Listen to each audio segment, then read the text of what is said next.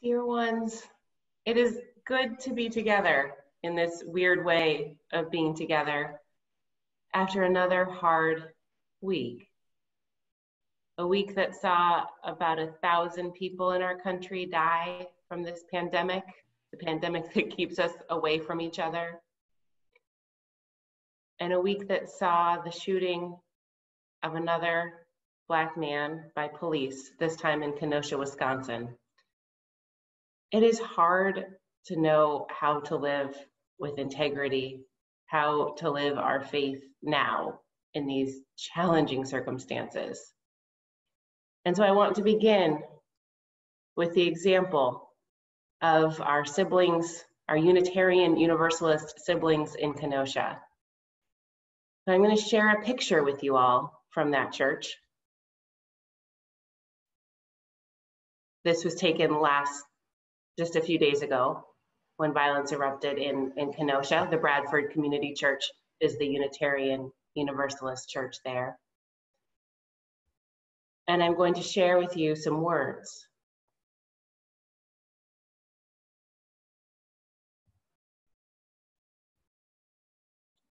This is what that community said on Monday.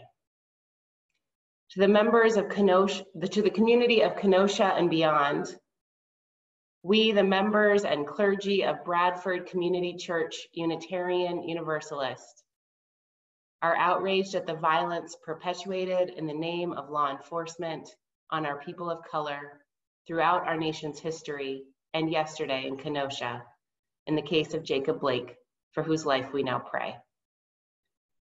Despite the fact that we cannot condone violent response to injustice, we understand and appreciate the anger and frustration that fueled the events of last night. While we are relieved that our church home mostly survived the inferno in the lot next door, we affirm that we would rather lose 100 buildings than one more life to police violence. Some folks have already commented that our decision to display Black Lives Matter on our roadside in some way contributed to the fire, or that our support of the BLM movement is hypocritical or unchristian. Indeed, all lives do matter to us. That's what Universalist means. But given the overwhelming and disproportionate injustice suffered by Americans of color, we are compelled by our faith to speak up and affirm that Black lives matter too. If this is not your faith, so be it.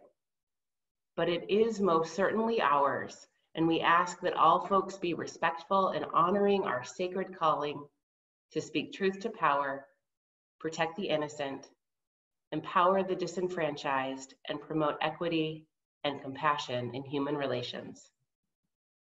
In the name of love, Reverend Eric David Carlson, on behalf of Bradford Community Church, Unitarian Universalist, Kenosha. So in these days that are hard, let us hold on to our deepest values: equity and compassion, speaking the truth, and being people of love, people of hope, and people of change. So come, let us gather together. Come, let us worship.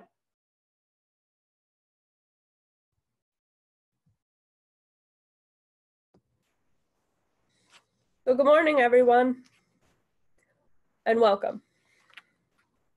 We know you come here for different reasons: to find community, to seek your spiritual and personal truths, to question, to nurture your heart and soul, to be nurtured, to explore new ideas, to find comfort, and perhaps to find answers to some of your bigger questions. We welcome you. We know you come from different places, different religions, different beliefs, and different backgrounds. We hope that you will find comfort, connection, challenge, and love here. We hope you will find ways to provide outreach to others in our congregation, in our local community, and in our world community. My name is Laura McClellan, and I'm here from the Sunday Services Committee. I would like to extend a welcome to everyone gathered here this morning, though we are spread afar, whether you're new or a regular at People's Church. To those of you who are visitors to our services or here for the first time, thank you for being here today. People's Church is a member congregation of the Unitarian Universalist Association and part of a tradition of liberal religion. Here, our mission is to be a beloved community, embracing and serving our diverse world. Whoever you are, I welcome you. We welcome you.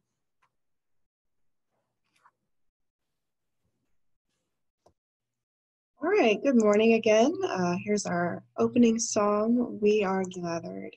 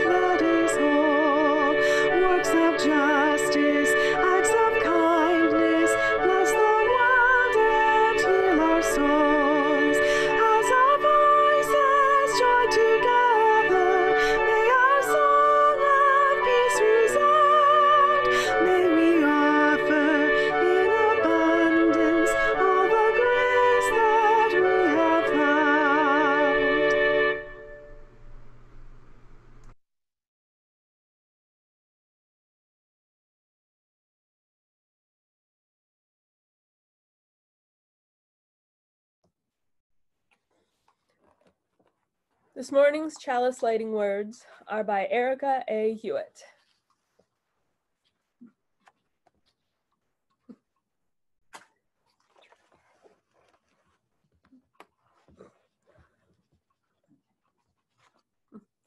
Whether you're here because worshiping with us is part of your routine, or whether you feel like our country has been stopped in its tracks and it's impossible to return to normalcy, on this morning we gather to proclaim that we belong to one another and that others belong to us. Broken hearts are welcome here. Anxious spirits are welcome here. Minds whirring faster than a racing engine, uncertain what to think. Stubborn egos that sometimes trip us up, cementing us to opinions. Fragile, shell-shocked souls. Say it with me. They are welcome here. Yours, mine, and everyone else's. Not because this community will fix it through easy solutions or the right way forward. As a liberal religious congregation, we have something far more fragile and far more powerful than that. Our need to be together, our need to reconnect to the life-giving source that moves within and among us, and our need to make one another a little bit braver and wiser before returning to the service of life.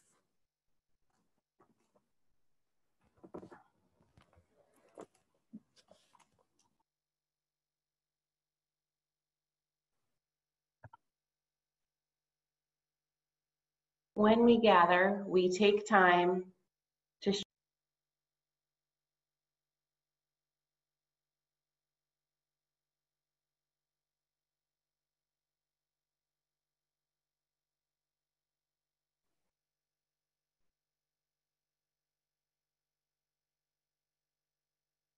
These are hard days for a lot of reasons, some of which are listed that we just named during our joys and sorrows, and some beyond that. One of the things that is making these days less hard for me is being connected to the work of Isaac. As many of you know, Isaac is the congregation-based community organizing effort in our community, a partnership between 30 congregations and community organizations working to make Kalamazoo County closer to the beloved community. As many of you know and are deeply involved with, they are currently having a virtual walk to Washington, D.C. And there's a short video of inspiration posted every day by a leader in our community speaking about why they are engaged in the work of racial justice. Those videos have been a balm for me. If you are not watching them, I encourage you to go to the Isaac website or to follow the Isaac Facebook page and hear from a wide variety of leaders from different faiths, different communities, different races, different experiences, speaking about why they care about this work. And that is not all Isaac is doing right now. For the past 2 years almost, Isaac has been working to figure out how to get more people in housing in our community. They have had countless meetings with folks who need housing, with landlords, with city leaders, and all kinds of other folks who care about this. And this is culminating in an effort that is being brought before our city commission on the 8th of September to rewrite some of the housing ordinances to end discrimination based on source of income, which means that if you get a housing voucher now or have a significant amount of your income come from disability or child support payments or some other whatever form of payment and income you have, a landlord right now can legally say, oh, we won't accept that. It will end discrimination based on having experienced domestic violence, because we know that sometimes people have to break a lease to get out of an abusive situation, and that can follow them around and make it really hard for them to find housing later. And it will end automatically prohibiting people from having housing because they committed a crime or were convicted of a crime.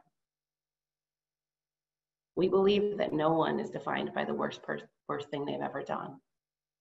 But right now, a mistake or an error that someone made decades ago can keep them homeless. And that is not right. And so Isaac, in partnership with TRHT and our vice mayor and many others, are doing this incredible work that's going to get more families, more individuals housing now. Especially when our children are starting remote school, they need stable places to live, and Isaac is helping make that happen. So today our special offering is to benefit Isaac, and we usually don't do special offerings in the summer, but we decided to do them today in part because Isaac lost its largest fundraiser this year. The walk that is happening virtually now was supposed to be an in-person walk, run, roll fundraising event. And the wise folks at Isaac decided to not charge, but just to get as many people involved.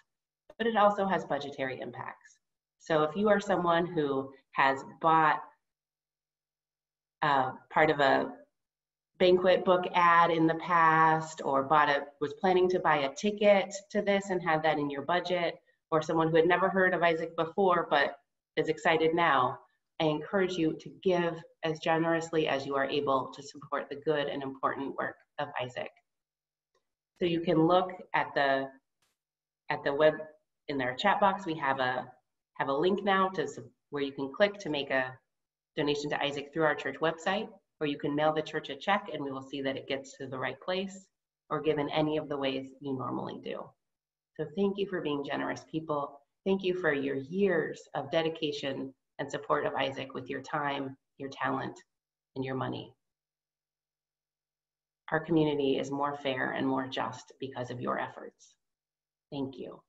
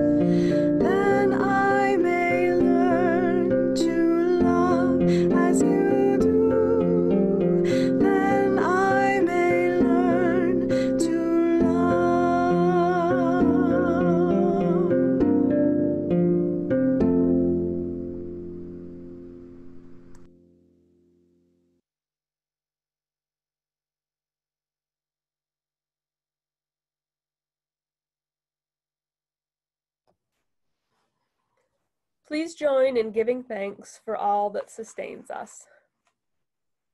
For the countless gifts we each have been given, gifts of life and love and sustenance, we bring these small portions to share in the works of love, which none of us can accomplish alone. So our first reading this morning is from Lynn Unger. Anyone who tells you not to be afraid should have their head examined.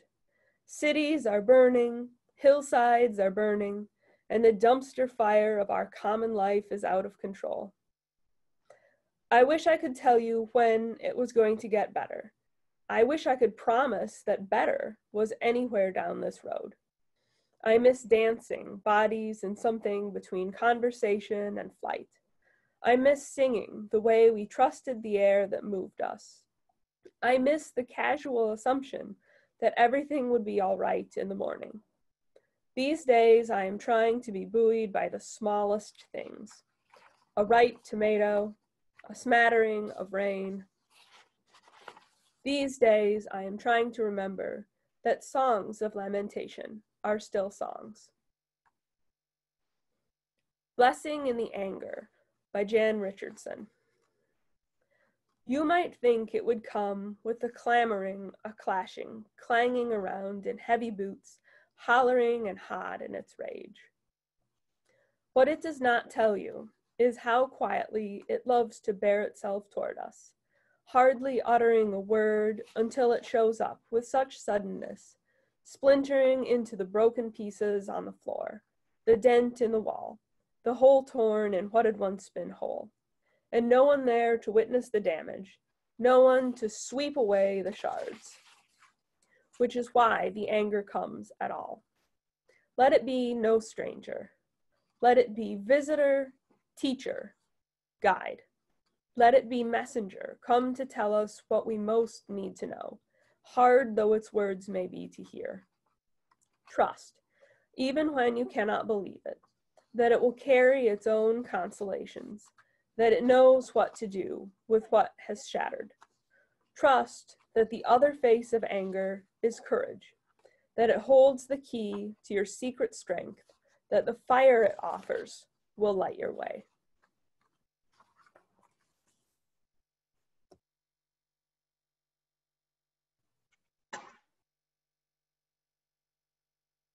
And our final reading this morning is a litany for survival. For those of us who live at the shoreline, standing upon the constant edges of decision, crucial and alone. For those of us who cannot indulge the passing dreams of choice, who love in doorways coming and going, in the hours between dawns, looking inward and outward, at once before and after, seeking a now that can breed futures, like bread in our children's mouths, so their dreams will not reflect the death of ours. For those of us who are imprinted with fear, like a faint line in the center of our foreheads, learning to be afraid with our mother's milk. For by this weapon, this illusion of some safety to be found, the heavy-footed hoped to silence us. For all of us, this instant and this triumph, we were never meant to survive. And when the sun rises, we are afraid it might not remain. When the sun sets, we are afraid it might not rise in the morning. When our stomachs are full, we are afraid of indigestion. When our stomachs are empty, we are afraid we may never eat again. When we are loved, we are afraid love will vanish. When we are alone, we are afraid love will never return. And when we speak, we are afraid our words will not be heard nor welcomed. But when we are silent, we are still afraid. So it is better to speak, remembering we were never meant to survive.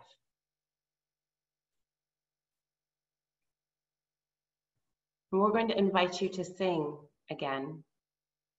This is one of my favorite hymns though I don't use it very much because I think its name makes us really nervous.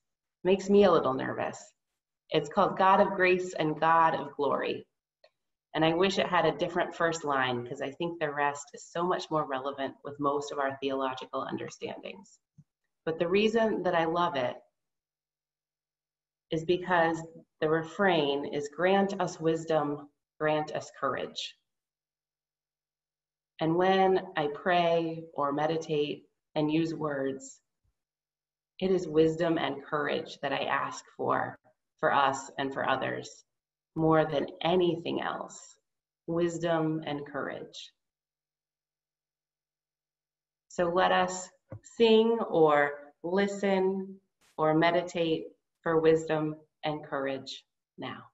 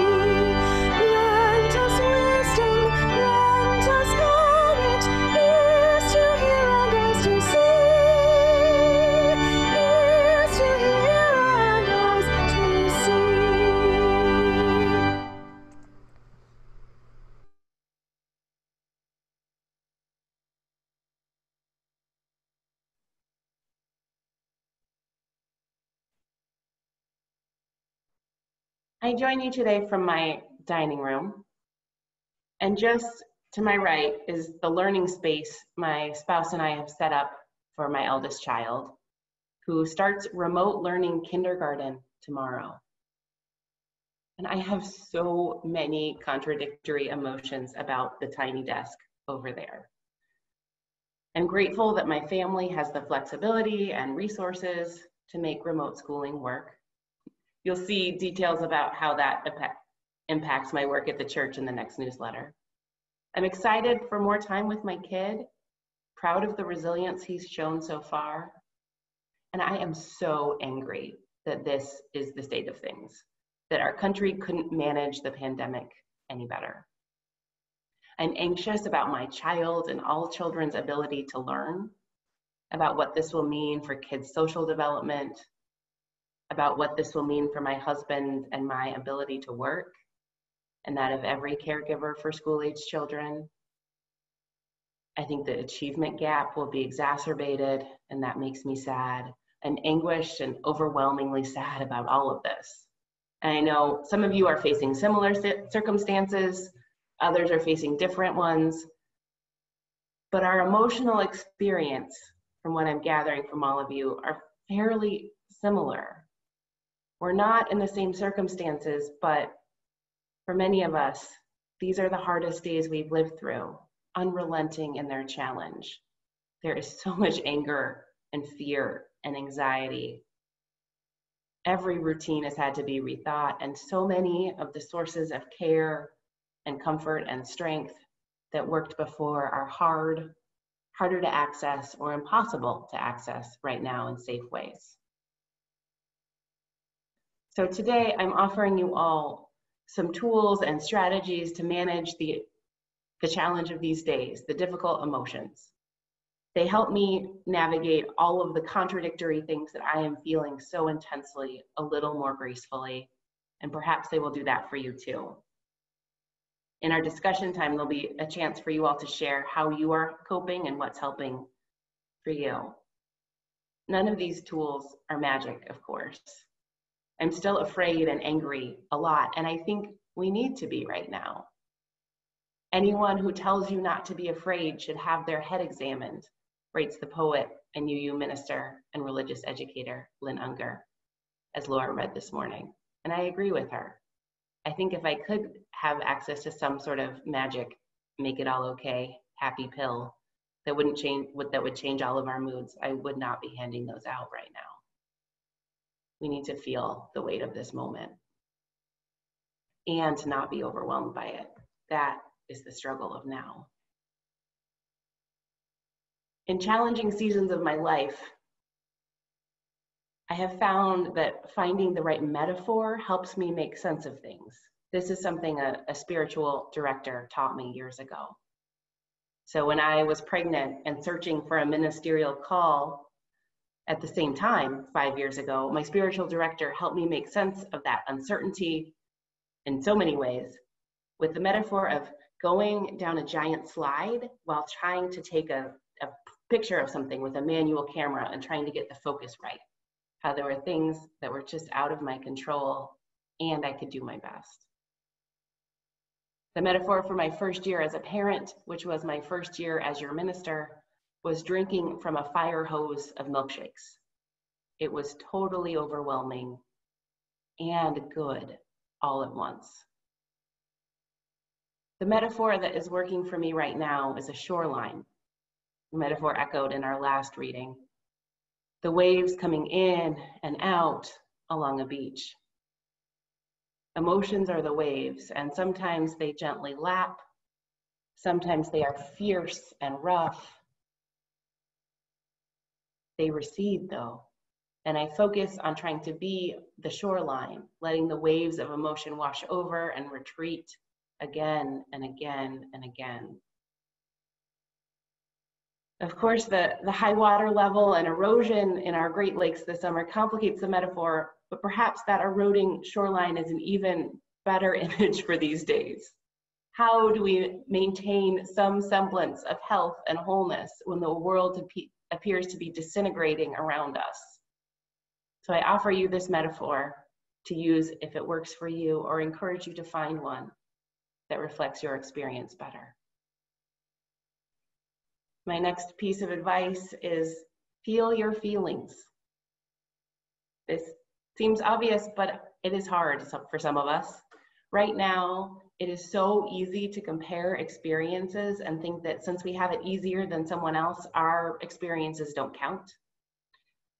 So I'm reminding you that the world doesn't have a limited supply of grief or anger. Your feelings don't stop others in more challenging situations from having their feelings too. There is not some cosmic ranking of who's allowed to feel afraid at a certain moment. Unfortunately, there is more than enough struggle to go around. And while some of us are more directly impacted by COVID-19 and the ongoing struggle for racial justice and the wildfires in the West and the storms in the South than others, all of us are impacted and all of us can respond emotionally. If it's helpfoul for you to have an occasional pity party, you have my permission and encouragement. Sometimes a good foot stomping, fist shaking, I hate this, I don't want to, is really good for the soul. I live with a toddler and I see how it helps sometimes to just lose it and then pick up the pieces and put them back together. So let yourself feel it. Releasing the emotion helps them recede. Be careful about who you invite to your pity party. Don't vent to the people more in the thick of it than you are. Find the people who are at a similar level of struggle as best as you can tell, or less, and invite them. Also move your body, even if it's not the foot stomping, fist shaking. I have started punctuating my days with walks around the block. When the emotions well up, I can walk it out a little bit, and that will allow me to refocus and continue on and be a little bit more present to whatever is on the to-do list at that moment. Another strategy that's helping me is to work to really specify my emotions. So when I'm feeling angry, think about what I'm angry at, or if I'm fearful, what I'm fearful of. I list what's making me feel sad sometimes, because that takes these emotions from being so big and overwhelming to something that's at least definable, which can give us the power to act. So as the poet Jan Richardson says of anger, let it be a messenger, come to tell us what we most need to know, hard though its words may be to hear. So in these months, I've been working to listen to the messenger of anger, the messenger of fear, the messenger of anxiety. And this is what I've heard. While I still feel anger about what businesses and organizations are open while schools are remote, my anger isn't really at the owners or workers at the ice cream store or the bookstore or the restaurants or others, and the list goes on. They all need to provide for themselves and are following the law as best they can. My anger isn't at the school administrators who made hard and necessary decisions. My anger is at our collective failure to prioritize. My anger is especially at our state and federal leaders who have failed us, who could have acted as leaders in other countries where fewer people died and the pandemic subsided, but decided not to, who co-created a world where elders and medically vulnerable people are fearful of leaving the house for necessary errands and appointments, and all our children will get a worse education. And with that precision, the anger isn't a free-floating, overwhelming force anymore. That clarity helps me know what my work is. I know what I need to do and where to direct my energy to make change. This doesn't mean I still don't feel rage when I see a business with a "we're open" sign that I would rather not be open, or someone not wearing a mask or wearing a mask incorrectly. But the waves of anger passes more quickly when I can remember that that is a symptom of a larger problem. They are not who I need to be angry at to make change. And my fear. The messenger of my fear is that I'm really worried that I won't be able to be with the people I love who live far away, especially if we get sick or die. I don't know if or when I will see some of the people I love best again. And that fear is real. So many of us are feeling it. And when we can remember that that's at least a large portion of the fear, we can figure it out. There are letters and phone calls and care packages and Zoom. It isn't the same at all, but it counts. And when I know where my fear is, I know what my work is. I know who to call and write and how to weave real connections in this challenging time.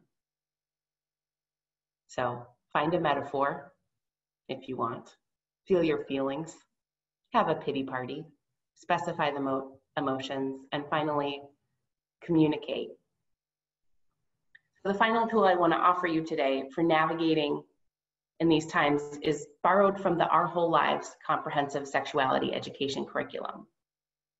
So in the levels of curriculum written for young adults and adults, which are the two that I've been trained to teach and so know best. We enter the class with the assumption that all participants are engaging in sexual activity, whether with someone else or by themselves, and we talk about risk.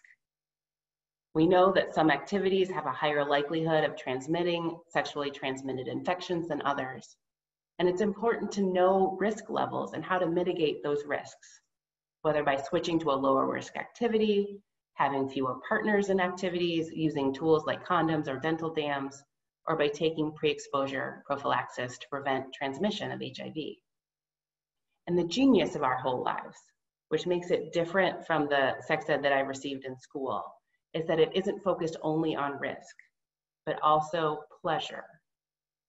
We know that sexuality is a source of joy and connection for many, and some risks are worth taking, and careful communication is important when one is managing risks. So I find myself applying these lessons from our whole lives to my whole life, balancing risk and pleasure, and being clear in my communication with others. Infection prevention is infection prevention, after all. So I recently hired someone to play outside with my almost kindergartner a few times a week. It's a gym class in the time of remote learning, basically. So this will improve his well-being, and not being his playmate for endless races across the park nearby will improve my well-being as well. So I had a long talk about safety and risk with the person I hired, about how he and my child would both wear masks and keep distance, about the risks we are taking in other parts of our lives. And we mutually decided that we thought that the risks of the outdoor play was worth it. And while the context was radically different, it was the same conversation we help folks learn how to have in the adult Our Whole Life class. I can't promise that clear, respectful conversation about risk management takes away all of the anxiety and fear, but more information is good, and minimizing risk when possible and managing it when it is worth taking makes it all easier to bear. We know we can't deny ourselves all sources of pleasure and connection indefinitely, and we need to manage risks with care, respect, and transparency. We need to recognize that some people are more vulnerable than others and respect one another's boundaries and limits. Our whole lives is for our whole lives now in a way that I didn't understand it to be before. So in this time, may we be like the shoreline, even as it's a rapidly eroding shoreline washed by waves of anxiety, anger, and anguish. Feel your feelings. Throw a pity party if you need one. Specify your emotions. Search out joy and connection, using honesty, care, and respect as you navigate risks. And dear ones, may we have the courage and the wisdom for the facing of this hour. May it be so. May we make it so, and amen.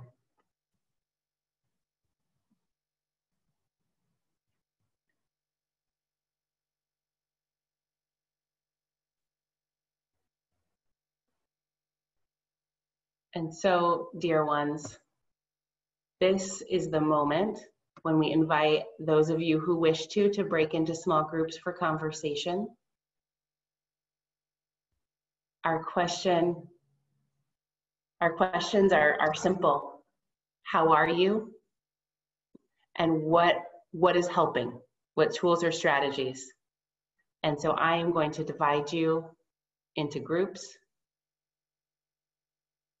And if you don't want to do the small group time, you can either refuse the invitation when it comes and just linger in a quiet room for about 10 minutes, or you can leave the meeting now.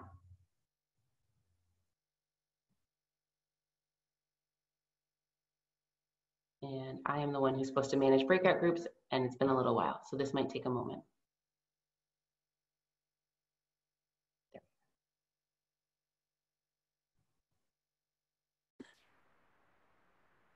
I just muted you all. We're gonna sing. That would just be chaos.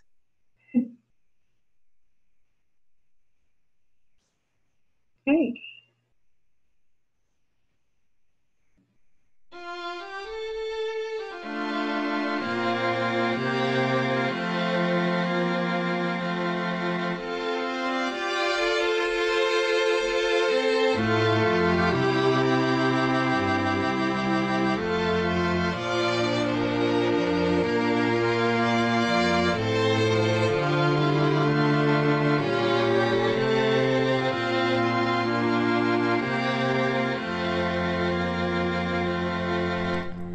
There is more love.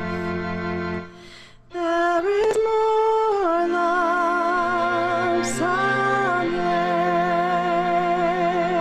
There is more love somewhere.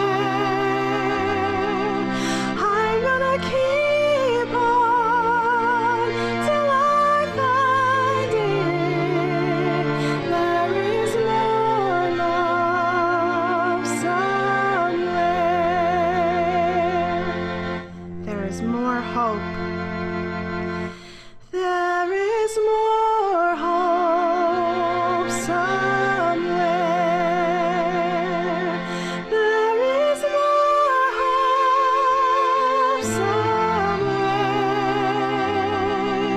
I'm gonna keep on till I find it. There is more hope somewhere.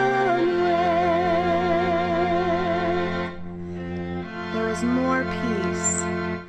There is more peace somewhere.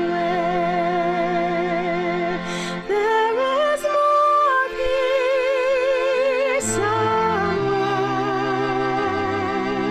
I'm gonna keep on till I find it.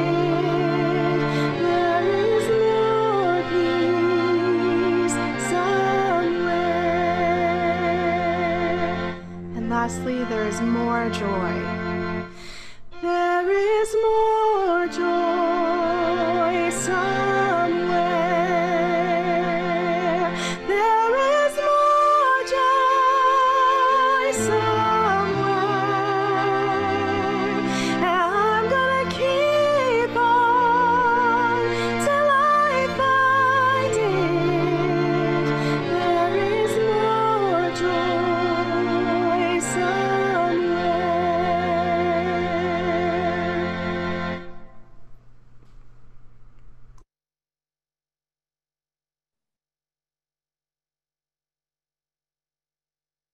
So your homework for the days ahead.